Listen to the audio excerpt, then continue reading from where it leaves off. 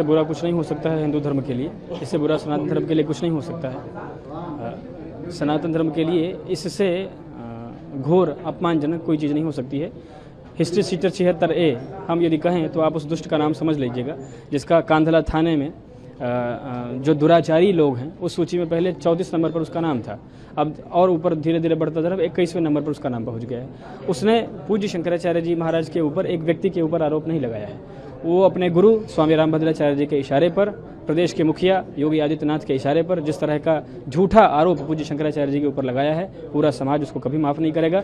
पूज्य शंकराचार्य जी गौरक्षा की बात कर रहे हैं। पूज्य शंकराचार्य जी योगी आदित्यनाथ के फर्जी हिंदुत्व को सबके सामने उन्होंने रख दिया कि गौरक्षा के नाम पर इस देश में सरकार बना करके आने वाले लोग गाय को काटने वाले लोग हैं ये, तो इससे चिढ़ करके इस तरह का आरोप शंकराचार्य जी के ऊपर लगवाया जा रहा है। उन दोनों बच्चों से मुलाकात हुई?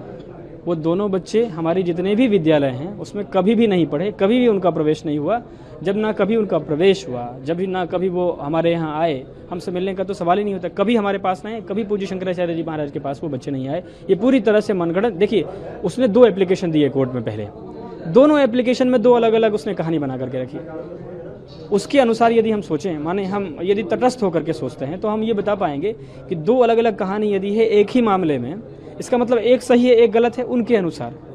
यहाँ तो दोनों ही गलत है, तो उसने खुद ही 2 अलग अलग कहानी बना करके पेश की है। पहला जो एप्लीकेशन दिया था उसमें उसने कहा कि वो उनके विद्यालय के पढ़ने वाले बच्चे। फिर दूसरा एप्लीकेशन जो दिया उसमें उसने हरदोई के किसी विद्यालय का मार्कशीट लगाया है उस बच्चे का।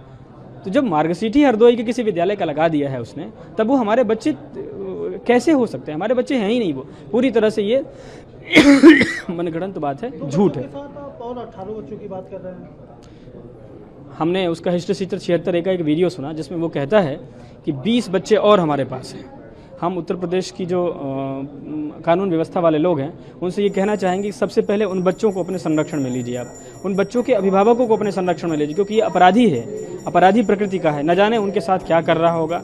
उनका संरक्षण अत्यंत आवश्यक है। और जो 20 बच्चे की बात कही जा रही है उससे पूछा जाए हिस्ट्री सीटर 76 से कि वो 20 बच्चे कौन हैं, कहाँ हैं, किस हालत में हैं। सभी बच्चों का संरक्षण करना प्रशासन का उत्तरदायित्व है। तत्काल प्रशासन को त्वरित गति से उससे पूछताछ करनी चाहिए और उन बच्चों को अपने कस्टडी में लेना चाहिए।